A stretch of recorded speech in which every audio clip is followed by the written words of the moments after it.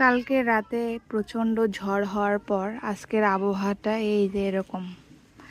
আর এই যে এখানে বসে আমি রান্না করছি সবুজ শাক। শাক সিদ্ধ হয়ে এসেছে, এবার শুধু তেলে দেওয়ার পালা। শাক এখানে পানি ঝরিয়ে নিয়েছি, আমার একটু পানি বেশি হয়েছিল এ কারণে, তবে পানি শুকিয়ে ফেলাটাই উত্তম, তাহলে পুষ্টিগুণ ভালো থাকে। আর এখানে আমি দিয়ে নিব এখন পেঁয়াজ আবার রসুন। এরপর দিয়ে নিব সামান্য একটু সয়াবিন তেল, দিয়ে নিব সামান্য একটু লবণ। যেহেতু আগে থেকে শাকে লবণ দিয়ে রেখেছি, এই কারণে আর বেশি লবণ দেওয়া লাগবে না। এখন মরিচ একটু হালকা ব্রাউন হওয়া পর্যন্ত নাড়তে থাকবো। এবার এখানে দিয়ে নিব আগে থেকে সিদ্ধ করে রাখা সবুজ শাক।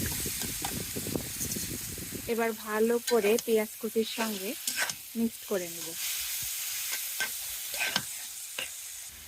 5 থেকে 8 মিনিটের মতো হালকা আঁচে জাল করলে এই যে রেডি হয়ে গেল আমার শাক ভাজি।